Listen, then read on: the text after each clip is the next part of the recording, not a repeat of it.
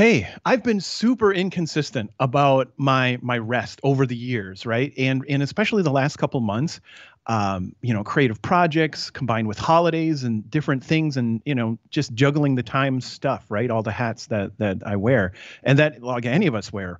I've been not doing too great getting like more than 7 hours of sleep. Yeah, I'll squeeze in a nap now and then, and I know all this, and I care a ton about rest, yet I know that there's got to be more here. And it's going to be, I think, a good thing to talk with Jerzy to sort of explore this, unpack it, and, hopefully get some new insights through just chatting with him about, getting and believing in rest. So that's what I hope to talk about today on Lean Into Art.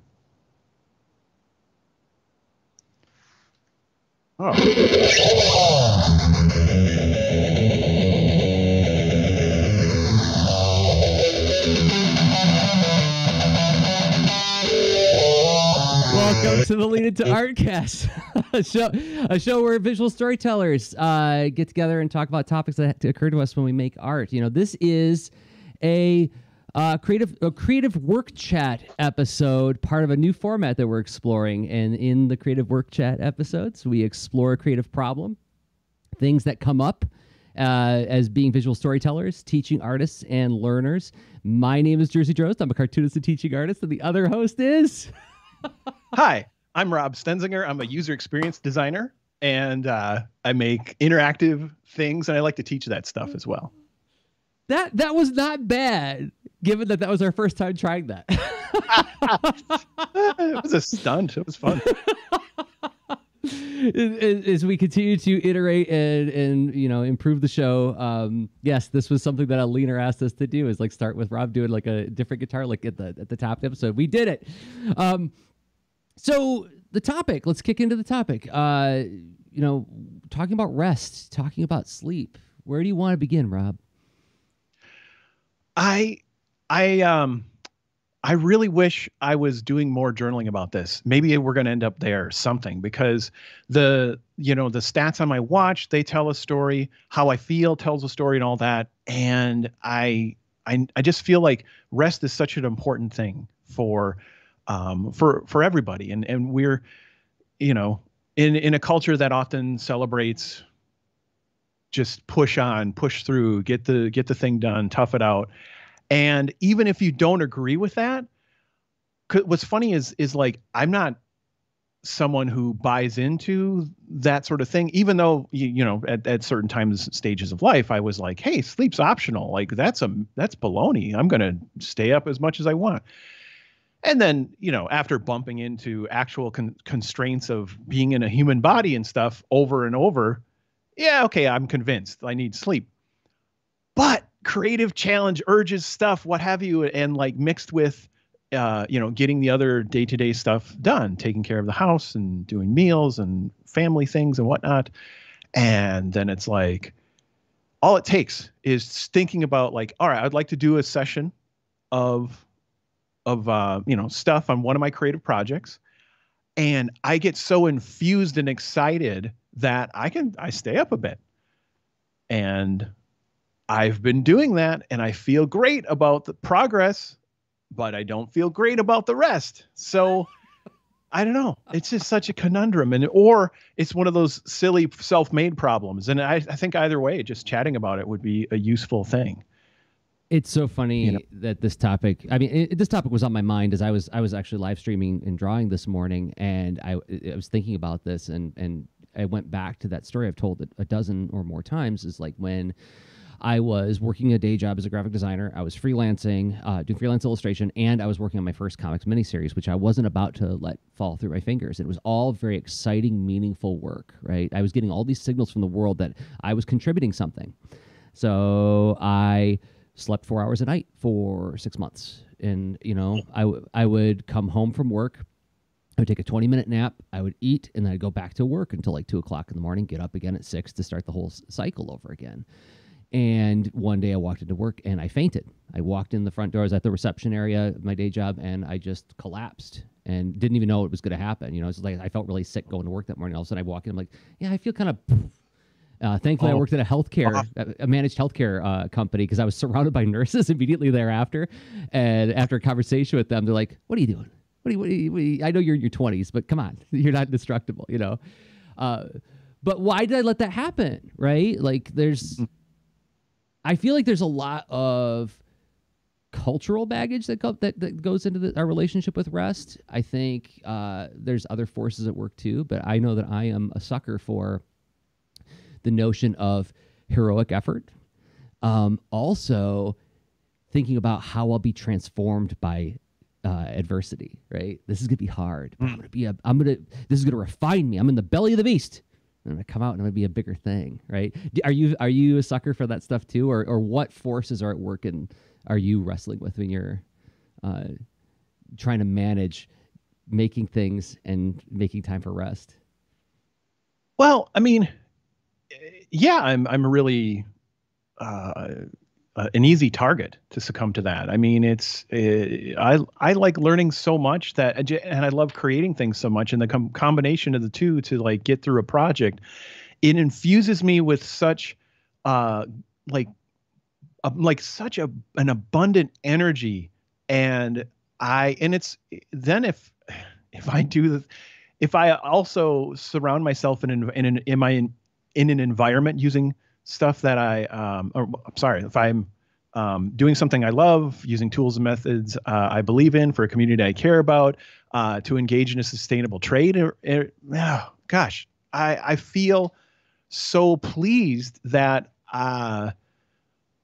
until I get more like actually spent a little bit physically, it's just it's such a wonderful state to be in. So you got in the moment. And then of course, you mentioned, there's a time frame, like what's the narrative of this experience? And so looking back and having gone through something and feeling better prepared, like I gained some new insight, new skills. It's ridiculous how attractive that is for me. Where it's easier to detect if some of those dynamics are going on if I'm doing the work for someone else, like purely for someone else. If this is I was in one of the jobs I had early in my career, I was in a web consulting startup, not the one that I started, but I was working for someone else. So that may have been some of the difference when after it was let's say a couple weeks in a row, and then going into my third week of putting in over 100 hours. And I was done. I was done on so many levels of feeling and physically. And then literally at the, and it's not even the only time it happened at that startup. But I was like, this is a pattern. Because one time it happened, I was up for 36 hours or so, and did a demo for the client and got my car radio stolen and all this stuff. It was a really special day. Oh gosh.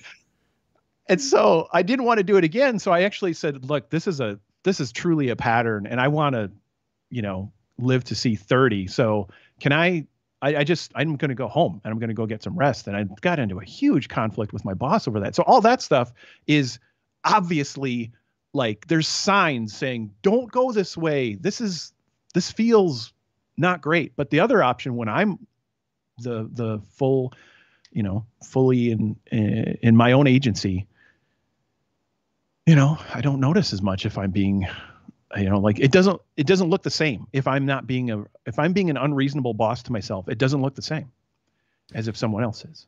Oh, I want to dig into the complexity of that, because what you're describing there, it sounds to me like there's outside forces that can affect this, right? There's the demands of the outside world, and then there's your own demands on yourself, and reading both rooms, as it were, to look for the danger signs has got to be tricky depending on the context. So and you expressed in the notes in preparing for this, and I thought this was really another layer that maybe we can throw on, and then throughout our discussion we can unpack this, is you said 2020 was quite a year to say the least, right? And working on stuff can provide you, and you used the word just a moment ago, agency, right? Mm.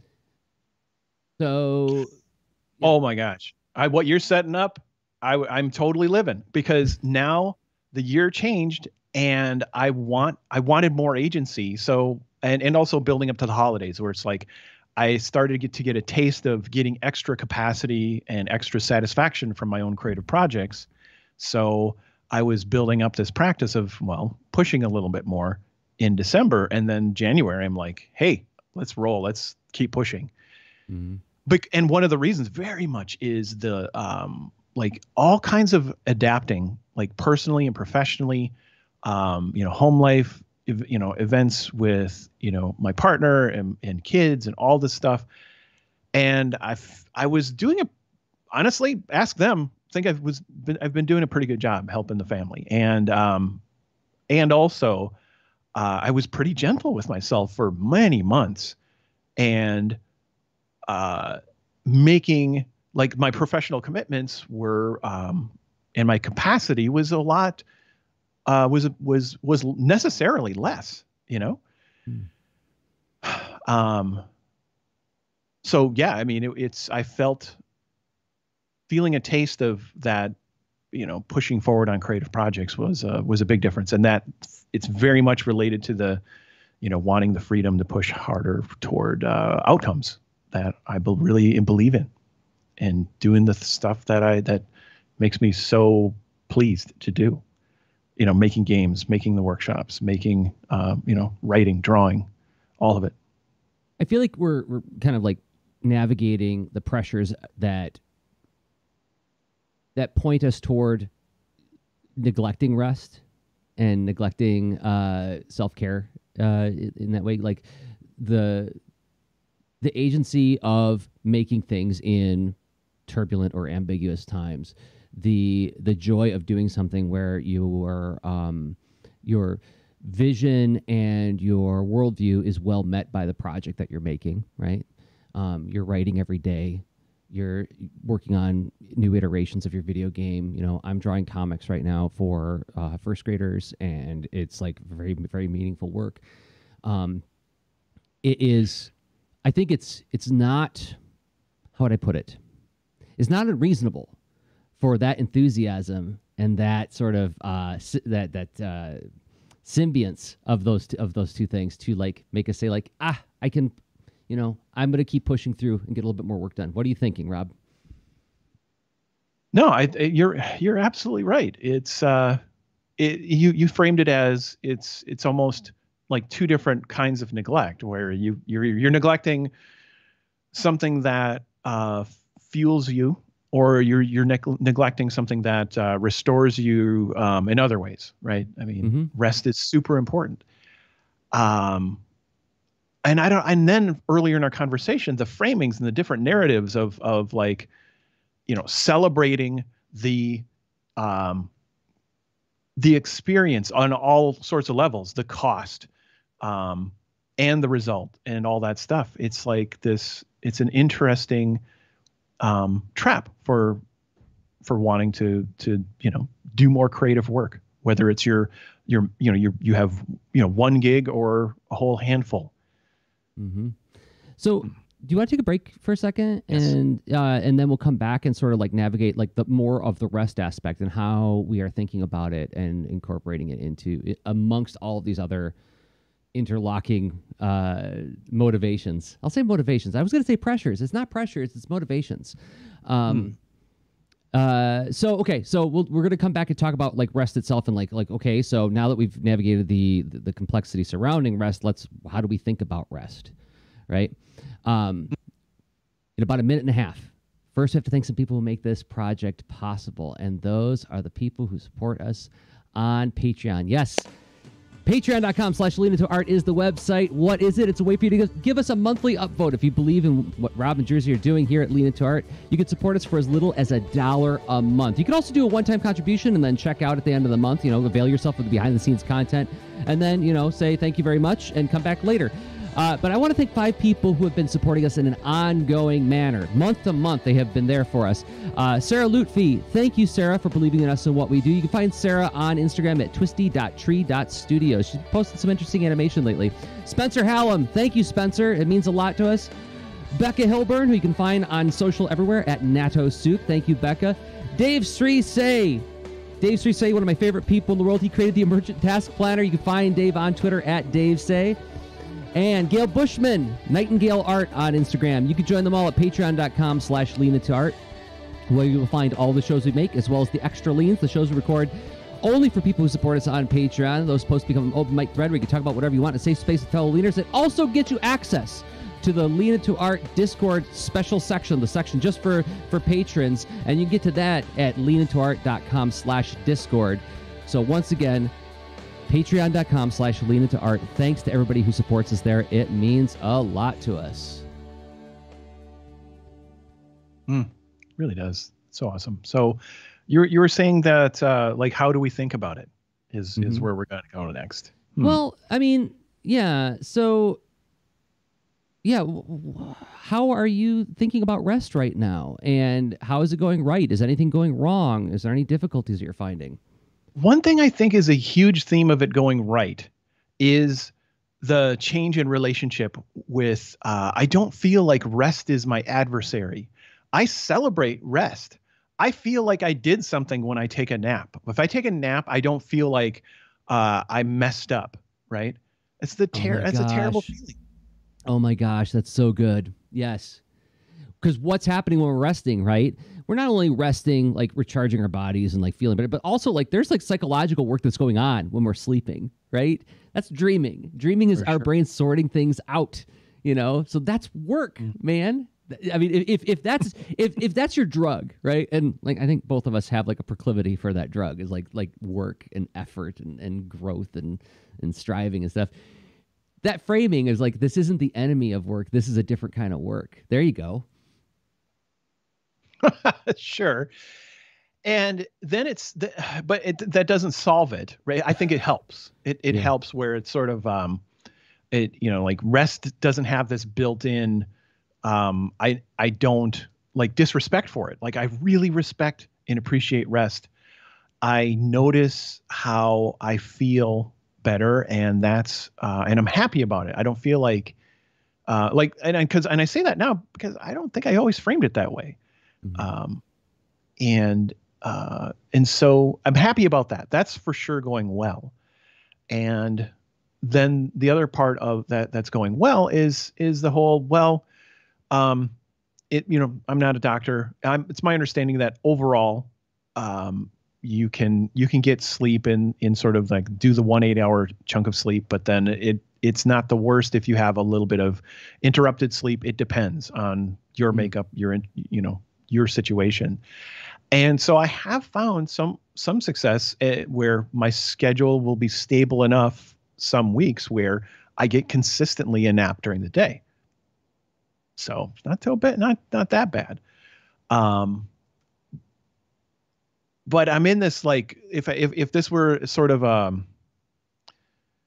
I'll ask you this too, in this kind of framing, like metaphorically, if I'm looking at, like, if I have a dashboard or if some indicators saying like, how's it going on these different aspects of my life, and I look at rest is probably not totally pointing into the green right now, right? That's one of the reasons why I wanted to talk about it and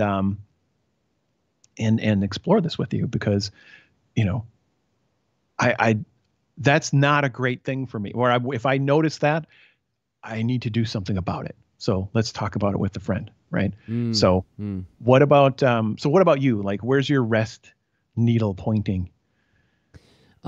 It's closer to the green than it historically has been. Cool.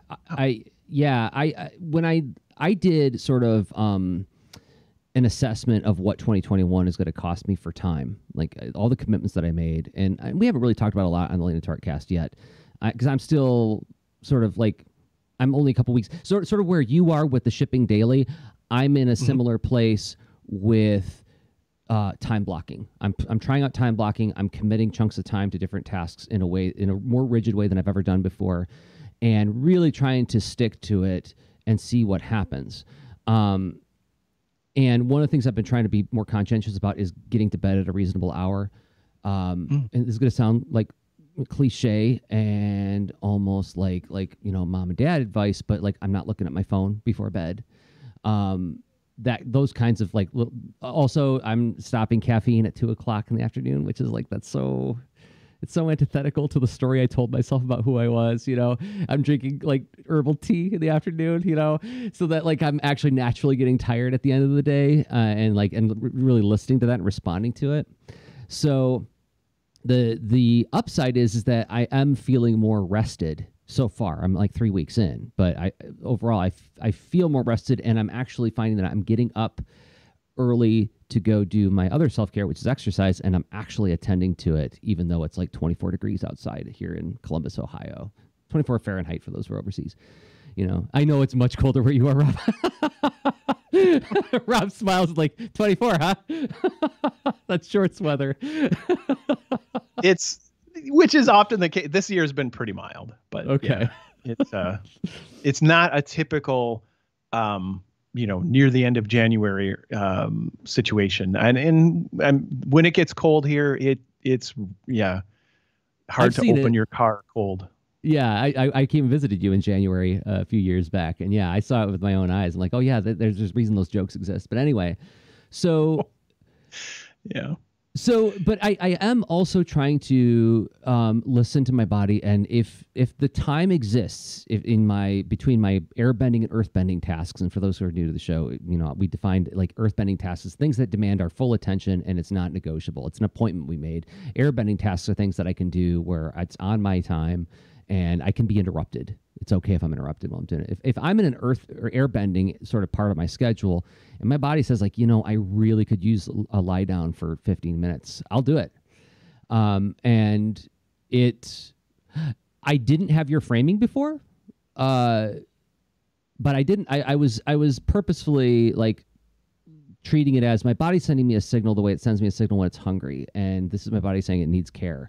I'm going to take care of it so that when I come back to do the work, I can be my best self for the work, be as fully present as possible. Because the other thing that I notice when I don't get enough rest, and it's similar to when I overwork myself, is that I tend to be more reactive. I react to things rather than sit with something and patiently process it and respond in a way that's appropriate to the moment. And I don't like who I am when I'm reacting to things, where it's like where I feel like my patience is very brittle. I don't like that. I don't like listening to that voice. I don't like how that person behaves. So it's like, okay, well, let's intervene and make sure that, I can be more thoughtful and attentive to the work I'm doing. So that was the frame I was using. Is like this is a preventative measure to make sure that I'm doing the best work I can. It's interesting. It's like it feels like we're in similar territory with this, where it's sort of, we're at a similar stage and age of life and all that, and also similar cultural overlaps and stuff too, where it's like I don't want to vilify any of this, right? I want to love the part of me that's like creating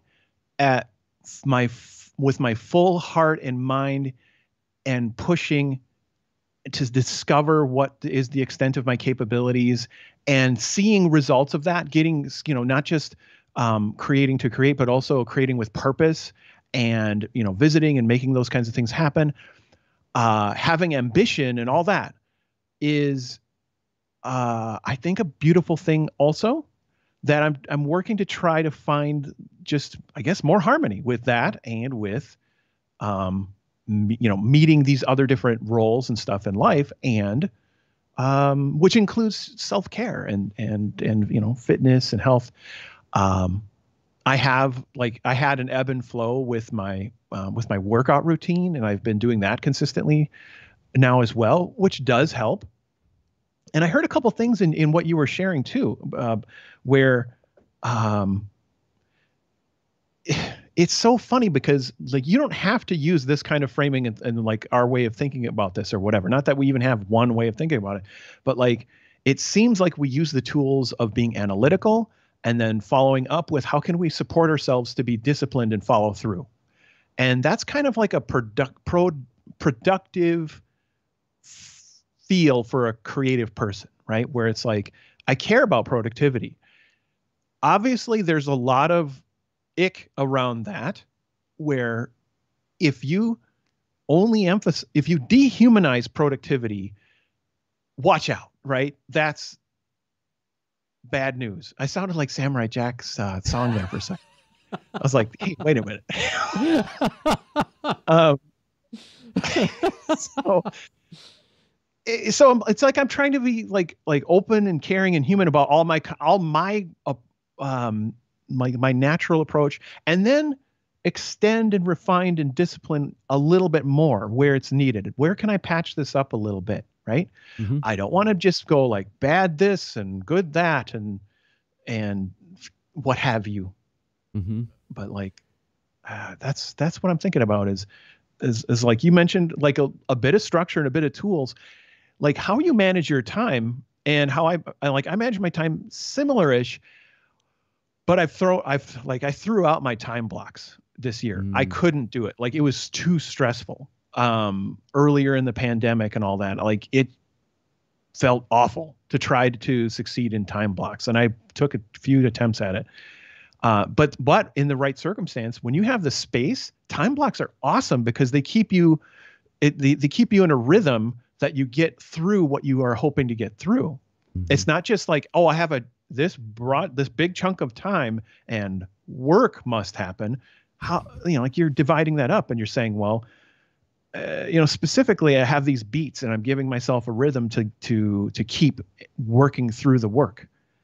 That kind of, it's awesome. So I guess I'm looking for that, where it's like, where's this, I don't know, the right feel of that for now, where it's, because I've found I have a little more capacity. I'm, things are flowing better with, family throughout the day and all that stuff, where it was chaos many different times during the pandemic.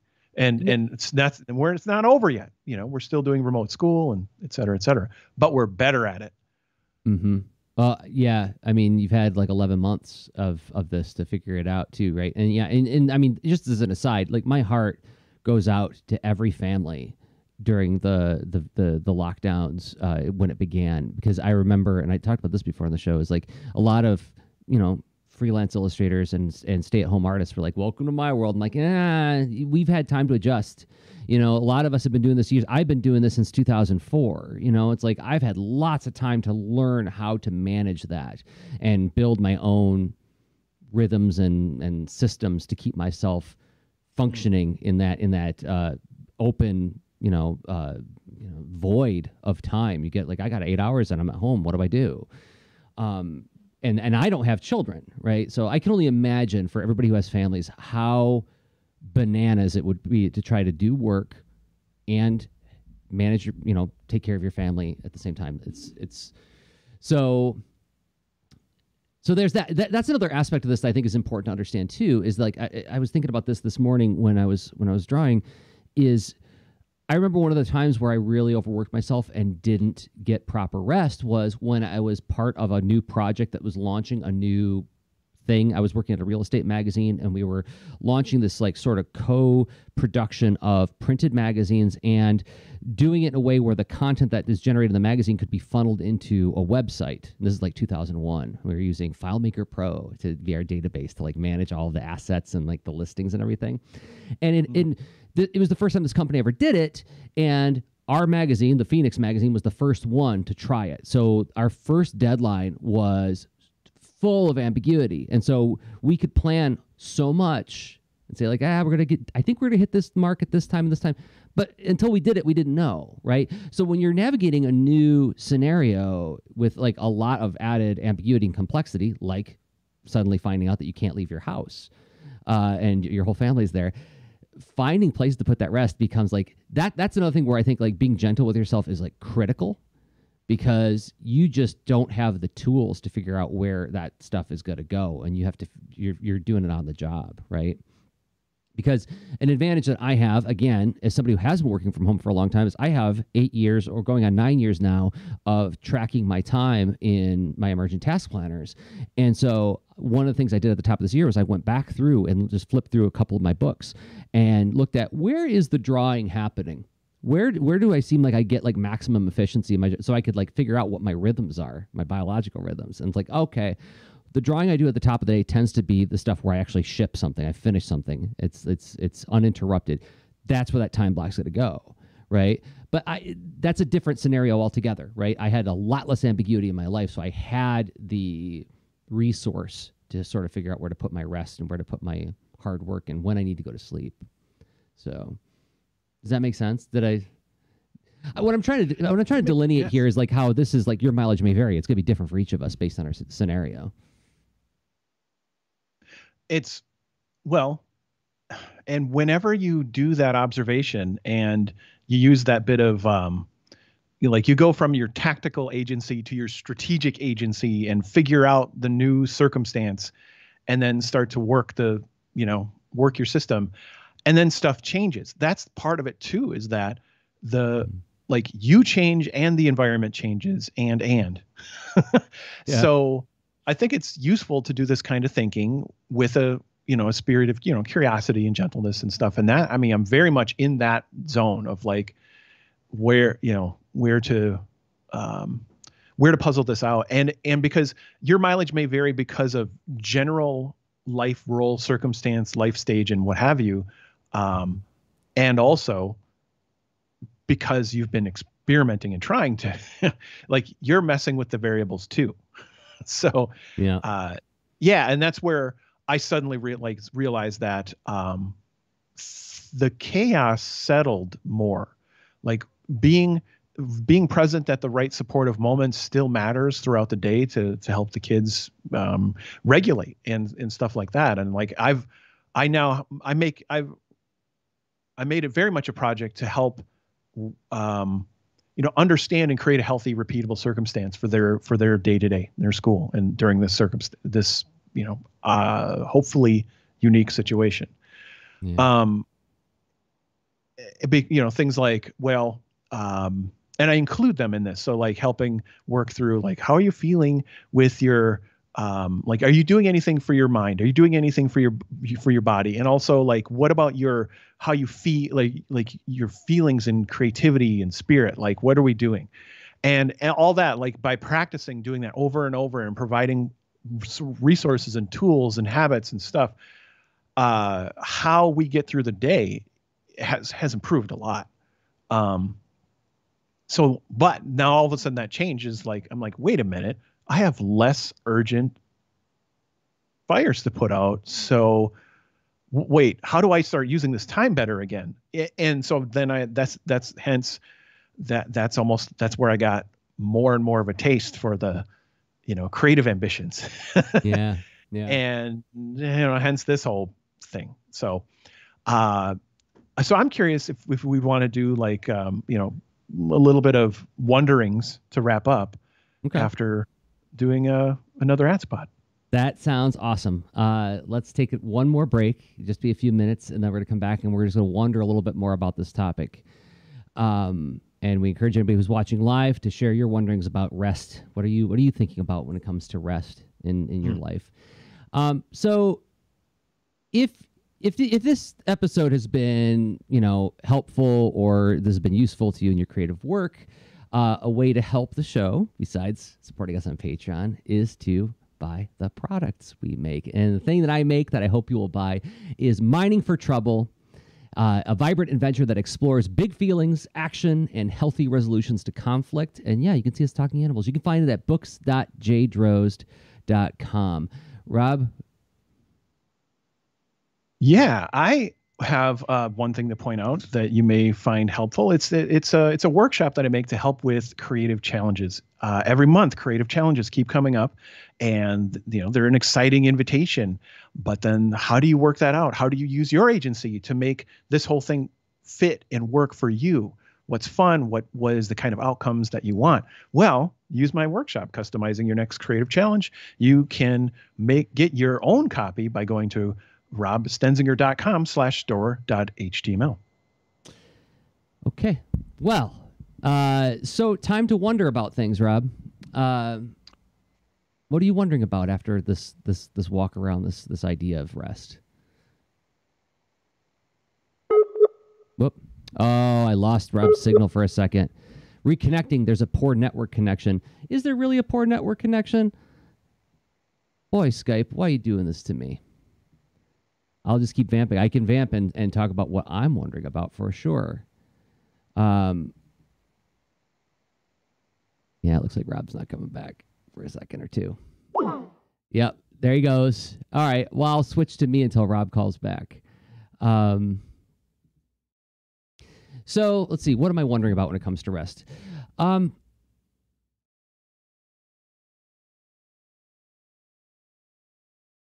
wondering about whether or not, I guess, okay, here's a way I've been thinking about it. Is in a book that I did called Science Comics Rockets. You can hear the Skype. I'm calling him. Oh, we actually got something from the chat. Stephen Stonebush said, I'm a victim of the thinking that napping is a mistake, but I've tempered that with a healthy respect for going to bed early and starting fresh the next day. Yeah. I don't, since I started being like, oh, new day, new mindset. Yeah. Yeah. Like, there's like this idea in like, I forget what fairy tale it is that, you know, like wisdom awaits in the morning, you know, don't make any decisions right now. And the fairy godmother tells you like, that the morning always reveals new wisdom, and sleeping on it. Right. And I did notice that like when I started being a little bit more careful about how I handled caffeine and listening to my body when it starts to get tired and actually going to bed at, you know, earlier than I would typically do so, I don't need to rest as much. Oh, Rob isn't online. Looks like Rob. And he's texting me now. Oh, his power went out. So I'll finish this one. Oh, he's back on. Okay, so he's coming back, everybody.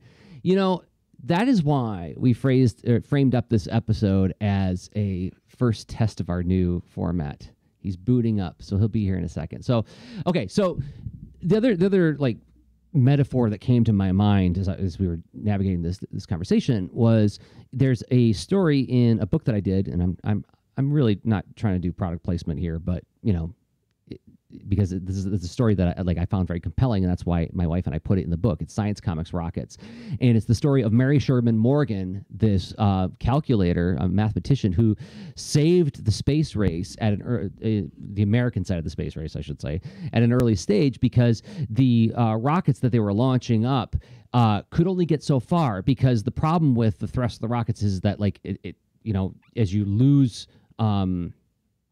fuel, the weight of the rocket is working against the thrust, right?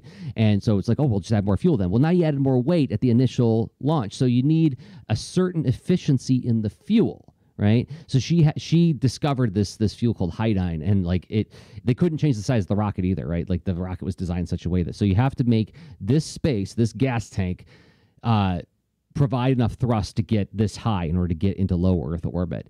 So she, and in the discovery of iodine we cover in the book, she had to like think about like 12 to 15 different sort of characteristics that this fuel would need to have to help her on this investigation. And I think about that, like as Rob and I were talking about this idea, is like in sleep is a way to show up more efficient and more ready for things.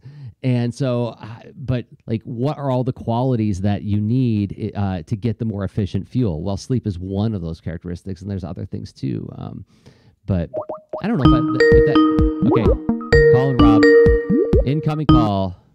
And is he back? Rob is back. Oh my. I was saying to everybody that like, this is why, you know, we called it like we're experimenting with a new format, and experimenting is kicking on the tires and everything. Are you okay? You said the power went out. Yeah, it was like a breaker in part of the, yeah. So I have to look at whatever is powering like this part of the house, because it actually looked like a power outage, you know, because when everything shuts off, that's the first impression. Sure. But you know, thankfully that that wasn't it wasn't, you know, full outage. So are we in the show? Are we after the show? Yeah, we are in the show. Okay. I was vamping with some of my wonderings about sleep. Some the leaners in the chat were sharing this idea about Stephen Stonebush was saying that like they thought that napping was a mistake, but they've tempered that with a healthy respect for going to bed early and starting fresh the next day. The wisdom of the morning, new day, new day, new mindset kind of thing. But I did a little bit talking about like some comparisons to rocket flight, which you'll hear about when you listen to the episode after the fact. But let's did you have time while you were frantically trying to boot everything back up to wonder about rest? Yeah, it's just great. So yeah, chaos is less just disruptive than it has been. That's one thing this year has taught me. But no, let's see. I think what I want to do is just purposefully start journaling about rest. Like just ask myself, how's rest feeling today? And just do a little bit of, capture a few thoughts about that. And then think like, what am I going to adjust related to structure and tools? Because in the new, is just quick tech check. Is my camera okay? You're coming in green on my side. Oh, I know why, because my virtual camera goofed up again. So here we go. Okay. So my power somehow messed with your setup too. That's great. So hopefully through a little extra, a rhythm of observation, doing some journaling, I can think of, what kind of, I think it's going to be structure. I could make adjustments, because, like I've been flexing my schedule a lot, to help with, family things. And it's been, like we're in a new chapter, and I need to tune in to like look again where maybe I switched to doing the early wake up schedule or whatnot. I don't know. But things have, and they may and probably will change again. And that's part of the thing where I want to be light on my feet and make adjustments to make the most of it, to not be severe to myself, to be the best I can be for my family, and also, keep making the professional commitments happen.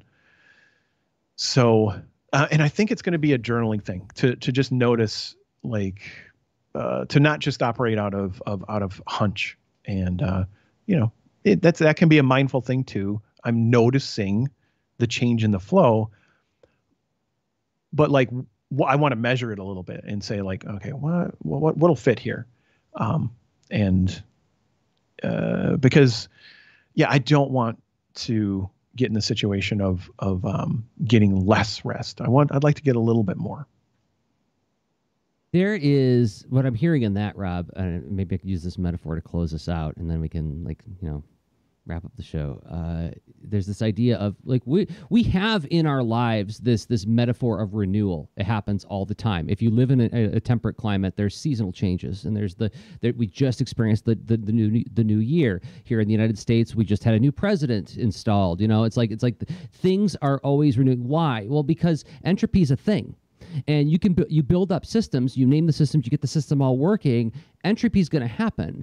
And you can't just count on that system staying around forever, right? The system is meant to be tweaked and altered and renewed constantly. That's what I'm hearing in that, is like there's like this attention towards thoughtfully renewing the system based on how the world and you change as you engage with one another. I love that framing. Yes. I would like to, and it's not about, let's see, renew as in iteration, right? Yep. This is gentle as heck over here, where it's not about throwing things out or harsh judgment and stuff like that. It's like it's time for adjustment, and notice what could that new look like. Yeah. Yep. So I think that's great. That was really helpful. Thank you for exploring this. Thank you for suggesting the idea. I think it's something that it's a worthy topic that we haven't talked about in some time, so I'm glad we could. Okay, well, so we record this show weekly, and it drops at leanintoart.com and patreon.com/leanintoart. And thank you to everybody who downloads, watches, and listens and interacts with us in the chat during our live streams. We live stream everywhere, by the way, and even in our Discord, which you can join at leanintoart.com/Discord. So thanks, everybody. We'll see you all next week. Until then, I have been Jerzy Drozd of leanintoart.com and Jerzy Drozd on Instagram. And I've been Rob Stenzinger of leanintoart.com. And I'm Rob Stenzinger, places like Instagram. Okay, bye. Show notes for this episode can be found at leanintoart.com. You can also follow us on Twitter at the user leanintoart, and you can reach us via email at leanintoart@gmail.com. And remember, leaners aren't wieners. Thanks for listening.